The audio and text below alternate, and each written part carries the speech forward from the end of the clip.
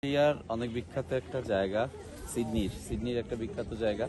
অস্ট্রেলিয়াতে এসে যদি এই জায়গাটা মানুষ ঘুরতে না আসে তাহলে নাকি সিডনির ঘোরাটা অর্ধেক অসম্পূর্ণ থেকে যায়। এই জায়গাটার বৈশিষ্ট্য কি? এটার নাম হচ্ছে ব্লু মাউন্টেন। এটা 2000 সালে ইউনেস্কোর ওয়ার্ল্ড হেরিটেজের অন্তর্ভুক্ত হয় এই ব্লু মাউন্টেন, এবং এটি ওয়ার্ল্ডের 15টি বিখ্যাত ঐতিহাসিক হেরিটেজের অন্তর্ভুক্ত হয় 2007-এ। সো এটা অনেক ঐতিহ্য আছে এখানের। এবং বাট এখানের আরেকটা হচ্ছে, এখানে থ্রি সিস্টার নামে তিনটা পাহাড়ের চূড়া দাঁড়ানো আছে নিচে। এই যে আমরা সামনে দেখব, এই থ্রি সিস্টারটা এখানের অনেক বিখ্যাত একটা মানে স্তম্ভ, তিনটা পাহাড়ের স্তম্ভ। সো এটা দেখতে মানুষ আসে, এবং এটা এত সুন্দর পার্কের মতো করা যে এখানে আসলে অভূত হয়ে যায় মানুষ। যেমন আমি নিজেকে অনেক মানে ভাগ্যবান মনে করছি যে এরকম একটা জায়গায় আসলে ঘুরতে আসছি। আমার তো আসলে প্ল্যান ছিল না, আমার ব্রাদার ইন ল সে আসলে এই প্ল্যানগুলো সেট করেছে কোথায় কোথায় আমাদেরকে নিয়ে যাবে। তো এই ব্লু মাউন্টেনটা আসলে সিডনির অর্ধেকের মতো দেখার একটা অংশ হিসেবে মনে করা হয়। সো আমরা আজকে আসছি ব্লু মাউন্টেন দেখতে। আজকে আমাদের দ্বিতীয় দিনের এটাই হচ্ছে আমাদের শিডিউল। এই যে থ্রি সিস্টার এখন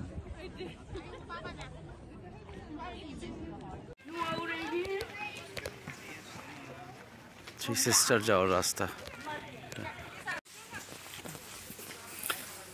এটা দিয়ে 20 মিনিট হাঁটলে মনে হয় যাওয়া যায়। হ্যাঁ, 20 মিনিট হাঁটলেই আপনি একটা মোটামুটি জায়গায় পৌঁছতে পারবেন। এটার একদম সারাদিনে একটা ওয়াক আছে, বুঝছেন, এদিক দিয়ে। জি, একটা ইয়ের মধ্যে কাদের মধ্যে বোতল নেবেন, একটা ব্যাগের মধ্যে কিছু খাবার নেবেন। আমরা নিচের দিকেই নামতেছি, কন্টিনিউ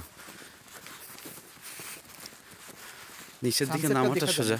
এটা ভেরি রেয়ার, লোকজন সানসেট খুব পছন্দ করে এখানকার। সবাই বসে আছে সানসেট দেখার জন্য। ওল উঠবে না কেউ। এখানে নামাটা সহজ, উঠতে একটু কষ্ট আর কি, যেহেতু নিচের দিক থেকে উপরে উঠতে হয়। এখানে কথা ছিল কিন্তু সেটা আর যাওয়া হয়নি। আমরা নিচের দিকে নামতেছি শুধু, অনেক খারাপভাবে নামতেছি আমরা। মানে গিরিখাতগুলো, এই পাহাড়গুলোকে আপনার পৃথিবীর কিলক বলা হয়। হ্যাঁ, কিলক কিরকম, এরা পৃথিবীর বড় বড় ভূমিকম্পগুলোকে প্রোটেকশন দিচ্ছে। আপনি থ্রি সিস্টার্সের খুব কাছাকাছি চলে আসছেন। কেউ একজন আসে এইটাকে নাম দিচ্ছে থ্রি সিস্টার। হ্যাঁ, তিনটা পাহাড় দাঁড়াইছে, পাহাড়ের চূড়া একসাথে। এই যে আমরা থ্রি সিস্টার আরো কাছে। এই যে এই নিচে যে এরিয়াগুলো দেখতেছেন, জি, এইখানে এখনো জঙ্গলি মানুষ থাকে। জঙ্গলি মানুষ এই নিচে থাকে। হ্যাঁ, এইসব জায়গায় যাওয়া রেস্ট্রিক্টেড। জি, এই জঙ্গলগুলোতে এখনো জঙ্গলি লোকজন থাকে, তারা তাদের মতো করে আছে আজকে কয়েকশো মিলিয়ন বছর ধরে। জি, গভর্নমেন্টও এদেরকে কোনো ইন্টারফেয়ার করে না বা নিষেধ। পাহাড়ের গিরিখাতে দাঁড়ানোর জন্য কত সুন্দর প্যাসেজ করে দেওয়া। থ্রি সিস্টার, ওকে, কোনো একটা সিস্টারের মধ্যে চলে যাওয়া যায়। যাবেন? কতক্ষণ লাগে? বেশিক্ষণ না। বাবা রে, দেখেন অবস্থা, 900 মিটার 40 মিনিট, 900 স্টেপে ইয়েতে আছে। আর থ্রি সিস্টার হানিমুন ব্রিজ, হ্যাঁ হানিমুন ব্রিজটা যাওয়া যেতে পারে। আসেন চলে, আমরা স্টার্ট করতেছি। এটা একটা সিঁড়ি, এটা অনেক ডিফিকাল্ট একটা রোড।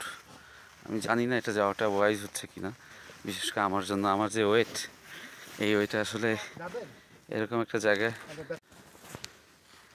এই যে খুব কঠিন টাইপের একটা সিঁড়ি। আসলে এটা রিস্কিও আছে, কিন্তু রিস্ক বলতে আমার মতো মানুষের জন্য রিস্ক। অনেকেই তো যাচ্ছে। ওই যে দেখা যায়, ব্রিজ দেখা যাচ্ছে একটা, ওটা হচ্ছে আমাদের ডেস্টিনেশন। হ্যাঁ, ওই ব্রিজটা পর্যন্ত। এটা হচ্ছে হানিমুন ব্রিজ। আচ্ছা আচ্ছা, এখান দিয়ে আরও যাওয়া যায়, অনেক লম্বা ওয়ে আছে। আমরা আরেকটু যাই নিচে, ওই ব্রিজ পর্যন্ত যাই। এটার নাম হচ্ছে হানিমুন ব্রিজ। হানিমুন ব্রিজ পর্যন্ত একটু যাই, দেখি, না পড়লেই হয়। এই যে কঠিন ব্রিজ, আমরা এটা দিয়ে নামবো। ভিডিওটা বন্ধ রাখি কারণ এটা খুব রিস্কি। আচ্ছা, এদিক দিয়ে আরও যাওয়া যায়, এদিক দিয়ে প্রায় কয়েক কিলোমিটার এরিয়া। চলেন ওই পর্যন্ত আমরা যাই, নিচে নেমে উঠে আসবো না। আর এই যে পথটা দেখাই, এটা সেই পথ, যে পথ দিয়ে আমরা নামছি এটা একটু রিস্কি। এখানে একপাশে হাতলটা নাই, অনেক রিস্কি আছে এই জায়গাগুলো দিয়ে। High, can see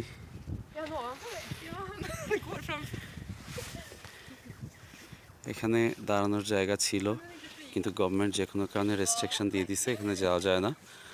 warning, rock fall area, এখান থেকে পড়ে যাওয়ার সম্ভাবনাটা বেশি।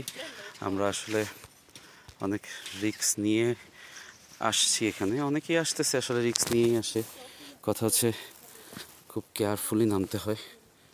এরকম অনেক লম্বা, আসলে প্রায় এদের 20 থেকে 30 মাইলের উপরে একটা এইরকম সিঁড়ি করে করে করে করে রাস্তা তৈরি করা আছে।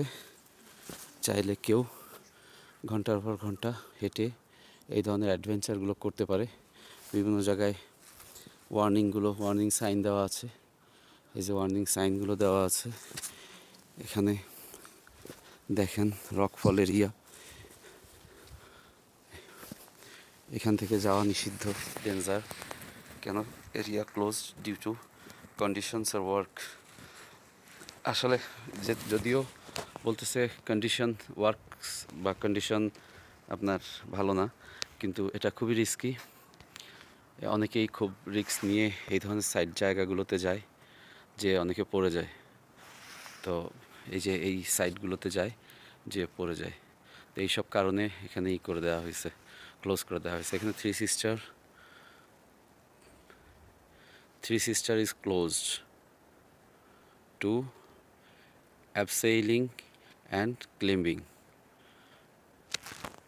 ক্লোজ করে দেওয়া হয়েছে। আমরা এখানে আরও দেখি, এখানে যেটা বলছিলাম যে কৌশন ওয়াক্স বিলো, ওয়ার্নিং। এই যে সিঁড়ি দিয়ে যাওয়া যায়, এখান দিয়ে সিঁড়ি আছে, এই যে সিঁড়ি দিয়ে ঘুরে ঘুরে নিচের দিকে যাওয়া যায়, অনেক দূর পর্যন্ত যাওয়া যাবে। টোটাল কত কিলোমিটার আপনার এরকম করে দেওয়া আছে? এখান থেকে অ্যাপ্রক্সিমেটলি 7-8 কিলোমিটার টোটাল?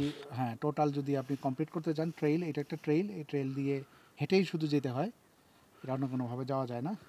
এটার জন্য পর্যাপ্ত প্রিপারেশন লাগে, পানি, শুকনা কিছু খাবার দাবার, আর এটা মোটামুটিভাবে একটা ফুল ডে লেগে যায়।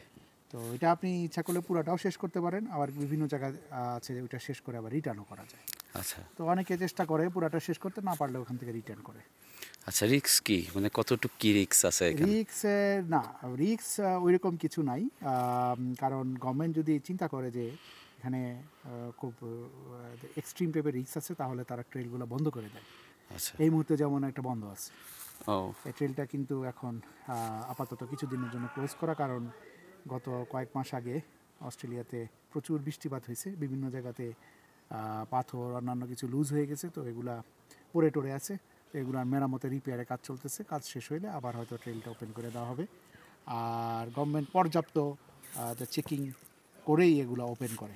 আচ্ছা একটাই এই ট্রেলগুলা ওয়াক করার জন্য একটাই দরকার, শারীরিক ফিটনেস। আচ্ছা আচ্ছা, আপনি ফিটনেস যদি থাকে তাহলে আপনি এটা কভার করতে পারবেন, আদারওয়াইজ না।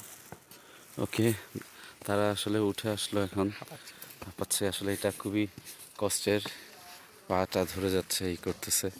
সো আসলে এই কষ্টের এই জায়গাটা নিচের দিকে আরও অনেক ডেঞ্জারাস। এখানে যতটুকু আমরা দেখলাম, যতটুকু দেখাইতে পারলাম আমরা, আসলে আমরা ওই যে উপর থেকে শুরু করছি, হ্যাঁ, তো আরও উপরে আছে, ঘুরে ঘুরে আমরা নামলাম, অনেক ডেঞ্জারাস। এবার ফিরে যাওয়ার পালা। এবার আমরা উপরের দিকে আবার উঠে যাব, আমরা চলে যাব আমাদের যেখানে আমাদের গাড়িগুলো পার্ক করা হয়েছে সেই জায়গায়। আমরা অনেক স্ট্রাগল করে এখানে নেমেছিলাম, আবার উঠতেও অনেক স্ট্রাগল করতে হবে। এটা অনেক দীর্ঘ এবং অনেক রিস্কি একটি পথ। আওয়ার মিনস প্রায় অ্যাভারেজ এখানে যে সময়টা দেওয়া আছে, এই সময়টা হিসাবটা হচ্ছে গিয়ে একজন মানুষ নর্মালি প্রতি ঘন্টায় অ্যাভারেজ 6 কিলোমিটার হাঁটতে পারে। তো এখানে যখন 30 মিটার লেখা থাকে তখন মানে হচ্ছে গিয়ে আপনাকে 3 কিলোমিটার হাঁটতে হবে। আর 1 থেকে 1.5 আওয়ার মিনস অ্যারাউন্ড 4.5 কিলোমিটার হাঁটতে হবে। আর 2-3 hours means around 9 kilometre. 2-3 hour মানে আর একটু বেশি, 2-3 আওয়ার মিনস আপনার প্রায় 15 কিলোমিটার। 15 কিলোমিটার। দেখুন, মনের ভাব প্রকাশ করার জন্য পাহাড়ের উপরে কত সুন্দর জায়গা পেয়েছে সবাই কত সুন্দর করে মনের ভাব প্রকাশ করছে। সেই 1140 মিটার উপরে এসেও এরা নিজেদের এবং পছন্দের মানুষগুলোর নাম লেখা এবং আবেগ অনুভূতি প্রকাশ করে পাহাড়ের গায়ে। নিচে নামতে যত কষ্ট হয়েছিল, এবার উপরের দিকে উঠতে তার থেকে অনেক বেশি কষ্ট মনে হচ্ছে আমাদের সবার। ভালো দিক হচ্ছে গিয়ে যে আপনি কখনো টায়ার্ড ফিল করবেন না, যেটা ওই যে সিঙ্গাপুরে হইতো আর কি। জি, সিঙ্গাপুরে তো আপনার গরমের জন্য কি হচ্ছে, সোয়েটিং হচ্ছে, হচ্ছে, ফলে আমরা ঠিক উপরে চলে আসছি, একটু পরেই আপনাদেরকে দেখাবো নিচে ওই যে দূরে দেখা যাচ্ছে সেই হানিমুন ব্রিজটি, যেখানে আমরা একটু আগে গিয়েছিলাম। অনেক নিচুতে, যদিও কাছে মনে হচ্ছে রেজুলেশন বাড়িয়ে দেয় ভিডিও করার কারণে, বাট ওটি কিন্তু অনেক দূরে। এবং এই যে ঘন বন জঙ্গল দেখা যাচ্ছে, ঠিক এর মাঝখান দিয়ে আমরা ওই হানিমুন ব্রিজে গিয়েছিলাম।